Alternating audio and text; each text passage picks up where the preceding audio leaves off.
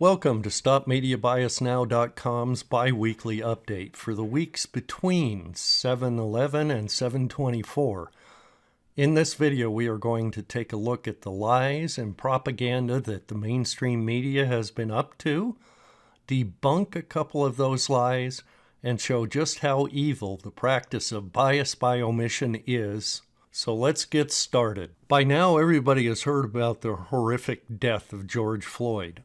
The media has branded his death as evidence of systemic racism throughout all police departments within the United States. Systemic racism became the rallying cry for the BLM and Antifa riots. Those riots resulted in millions of dollars in property damage, downed statues, and sadly, even more lives lost. Systemic racism led to the mantra to defund the police, which in turn has destroyed police morale, which in turn is now leading to a rise in crimes and murders. And systemic racism fuels the cycle to this day. But was George Floyd's death an example of systemic racism? Or is it a term that fits the media's narrative? The dictionary defines systemic racism as pertaining to a system, specifically in physiology of or affecting the entire body system. So in my mind, I define systemic as what makes an apple tree create apples and what makes an orange tree create oranges. There is an old saying that one bad apple doesn't spoil the whole bunch. Is George Floyd's death an example of systemic racism? Or is it just a one bad apple?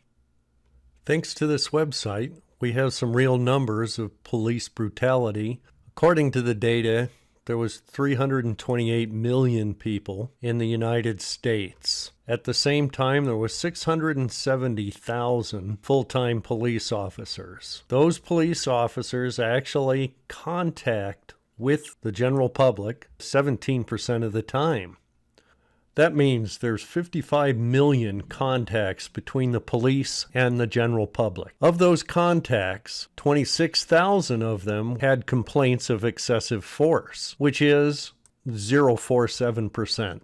Only 8% of those, or 2,080 of those complaints, were sustained. What we really need to know is how many of those contacts resulted in murder, and specifically murder of unarmed people. To get that, there was 47 unarmed people, but only 18 of them were black. So let's recap. 26,000 excessive force complaints out of 55 million. That's 0.047%, or 5 apples out of 100 oranges.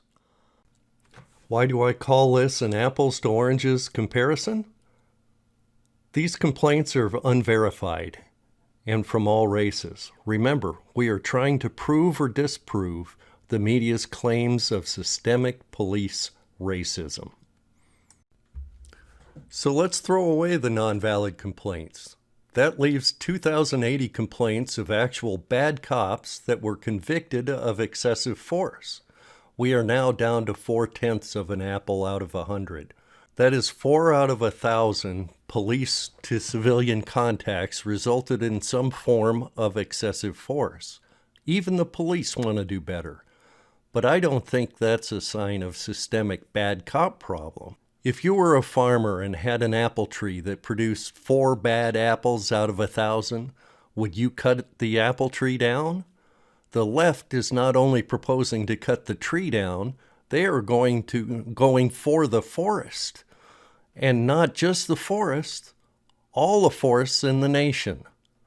But wait, this is still not the apples to apples comparison that we're looking for. These incidents include all races. Only 47 of the 2,080 ended up with someone dying. And of the 47, only 18 were unarmed black men. That means 18 out of 55,800,880 civilian to police contacts resulted in death of a black man. That is such a small fraction that I'm not even going to try to say it. Yes, these are tragic deaths and certainly need to be avoided, but these numbers are not systemic. Nor was the tragic death of George Floyd a sign of systemic racism within our police departments. So when the media calls this systemic racism, they are lying. They know these numbers, or should. They are using bias by omission to ignore the data that goes against their narrative. Think of the riots. Think of the fires. Think of the torn down statues.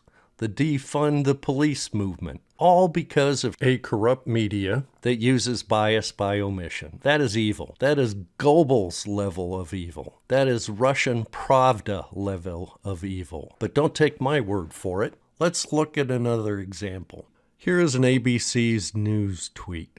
A young protester has died from injuries she suffered when a luxury car plowed into her and another woman during a Black Lives Matter protest Saturday on a Seattle freeway that has been shut down for days due to civil unrest, police said. Conjures up images of rich white supremacists driving through a crowd of innocent BLM protesters, right? Except here is the rest of the story. What the media left out was the driver of the vehicle was black. They minimized the fact that he was driving down a freeway that he thought was empty, and the people shouldn't have been on the freeway in the first place. But these facts didn't paint the picture the media needed, so they used bias by omission to control the narrative. That is evil, right? But what I really wanted to share with you is Greg Gutfeld's tweet. Luxury car? You know they discussed how to adjust this narrative when it didn't fit the game plan. Our media is irredeemably evil, and every time I see evidence of it, it's like I'm discovering it for the first time. You don't have to take my word for it. Take Greg's. The media is evil, and we have the power to do something about it. During the week between 6/27 and 7/10, there was 6 sponsors and 89 companies that purchased 573 ads for 129 products, and they spent $58,800,000 on those ads. The media is not only evil, but they are getting paid a lot of money for that evil by you. That's right. If you purchased a product from one of these 89 companies, a small chunk of your money was used to keep these companies on the air. If you want to know what companies are funding fake news, click here. To send out group emails and contact all 89 companies and politely ask them to stop funding fake news, click here. Remember, this site is updated every 2 weeks. It is your patriotic duty to come back every update and send out the group emails. When these companies realize that advertising on the mainstream media is losing more business than they could ever expect to gain, they will stop advertising. The mainstream media is evil. Please join our movement. Please spread the word about this site.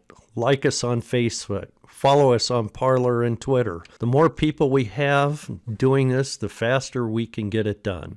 God bless you for your support, and may God bless America and get us through these troubling times.